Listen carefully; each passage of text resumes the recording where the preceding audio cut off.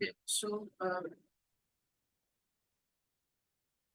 वो जो है हमने लास्ट क्लास में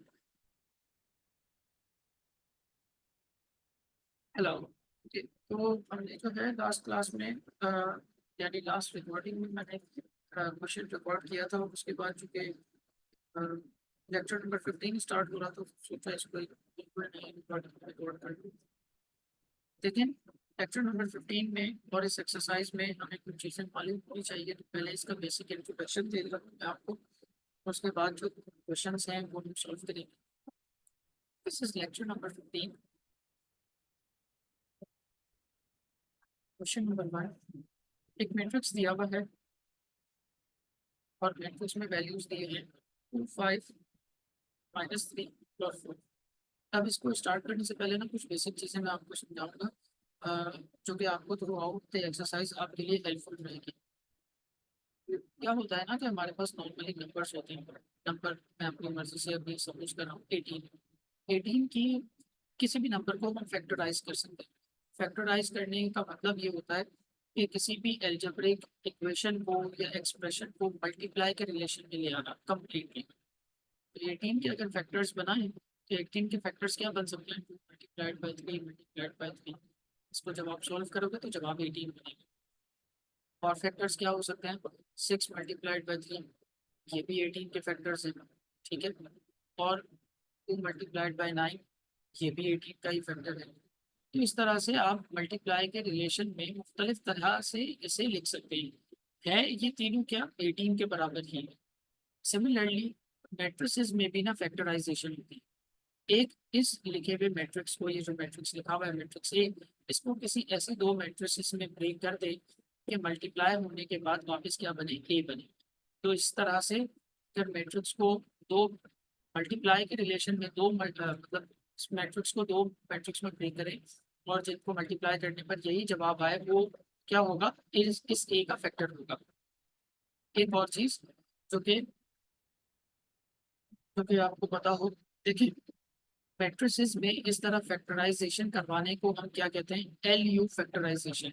इसका नाम है ये एल यू फैक्टराइजेशन, यानी किसी मैट्रिसेस के फैक्टर्स बनाना। अब ये एल और यू क्या है? किसी भी स्क्वायर मैट्रिक्स में, मैं अभी अपनी तरफ से एज्यूम कर रहा हूँ सिर्फ समझाने के लिए, 2 3 -1 6 8 5 9 1 4। ये जो ट्राइंगल होता है ना, अपर ट्राइंगल, एक मिनट, सही है। दिस इज, आप देखें, ये तो है main diagonal. This is main diagonal. उसके बाद बचा क्या? ये ये ट्राइंगल बन जाएगा। This is known as upper triangle, इसलिए इसको यू से रिप्रेजेंट किया जाता है। या अपर ट्राइंगल मैट्रिक्स को में मतलब इस तरह की चीजें आ रही होती है, we will see that later क्या होता है फर्क। और ये जो लोअर है, ये लोअर ट्राइंगल कहलाता है। ठीक है। अपर ट्राइंगुलर मैट्रिक्स में क्या होता है कि ऊपर की वैल्यूज फिल हुई भी होती हैं और नीचे की वैल्यूज सारी क्या होती हैं? जीरो होती है मेन डायगोनल के नीचे। और लोअर ट्राइंगुलर मैट्रिक्स में क्या होता है? नीचे वैल्यूज लिखी भी होंगी डायगोनल के नीचे, और डायगोनल से ऊपर वाली सारी वैल्यूज क्या होंगी? जीरो होंगी। ओके। अब देखें, सवाल की तरफ आते हैं। इस मैट्रिक्स को हमें दो फैक्टर्स में ब्रेक करना है। तो दो फैक्टर में ब्रेक करने के लिए क्या करेंगे कि हम इस इक्वेशन का इस्तेमाल करते हैं, A is equal to L multiplied by U. एक मैट्रिक्स एल होगा, एक होगा U. Lower triangular matrix, upper triangular matrix. A की वैल्यू है 2 5 -3 which is equals to. Lower triangular matrix में मैंने आपको बताया कि हमेशा मेन डायगोनल पर होता है 1 1। ठीक है। और मेन डायगोनल से ऊपर की जो भी वैल्यूज होंगी वो होंगी जीरो, और नीचे की जो वैल्यूज होगी, अब इसमें क्या होगी हमें मालूम नहीं है, तो मैं इसको ए का नाम दे रहा हूँ।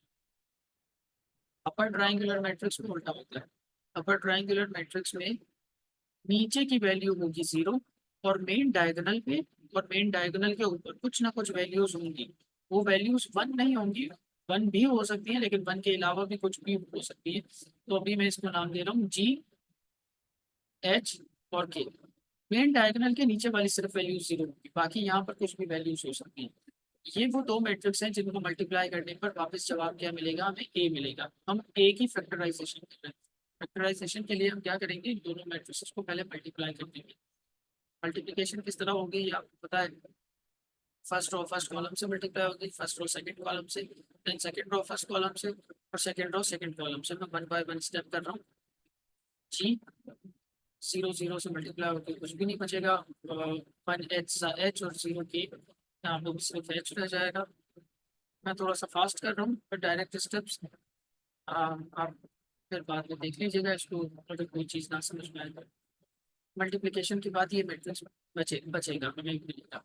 अब हम क्या करेंगे, लेफ्ट हैंड साइड का जो मैट्रिक्स है और उसमें जो वैल्यूज दी गई है इनको कंपेयर कर लें। तो जी की वैल्यू तो आपको डायरेक्ट मिल जाएगी, जी की वैल्यू आ गई 2, एच की वैल्यू आ जाएगी 5, ए मल्टीप्लाई बाय जी की वैल्यू क्या है -3, जिसकी मदद से जी की वैल्यू हम सब्स्टिट्यूट कर दे तो ए की वैल्यू मिल जाएगी -3।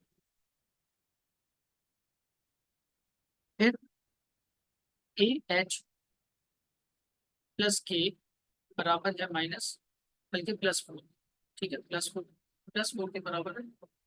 नहीं सॉरी सॉरी, क्वेश्चन में यहाँ पे माइनस था, हर जगह माइनस लगा लीजिए, दिस इज -4, और यहाँ पे भी माइनस आ जाएगा -4, ठीक है। के की वैल्यू हमें मालूम करनी है, -4 माइनस ए की जगह ए की वैल्यू सब्स्टिट्यूट कर दें या पॉइंट 2, और एच की वैल्यू हमने अभी ऊपर से मालूम की है, दैट इज 5।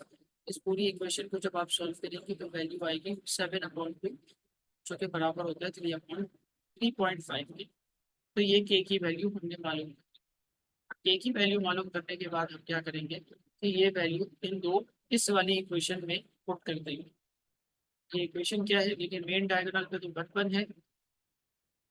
ए की वैल्यू हमने मालूम की थी 3/2, यहाँ मेंशन कर दी। जी की वैल्यू क्या आई 2, एच की वैल्यू 5, यहाँ 0 आएगा, और के की वैल्यू है 7/2, चाहे तो 7/2 लिखे या 3.5 लिख ले, बात देखिए। ये वो दो मैट्रिसेस हैं जिनको आप मल्टीप्लाई करोगे तो जवाब में वापस आपको क्या मिलेगा, ए मिलेगा। तो ए की फैक्टराइजेशन, फैक्टर्स का मतलब इसको ऐसे दो नंबर्स में ब्रेक करना या दो मैट्रिसेस में ब्रेक करना कि मल्टीप्लाई होने के बाद वापस यही जवाब मिले। तो ये हो गया क्वेश्चन सॉल्व, ठीक।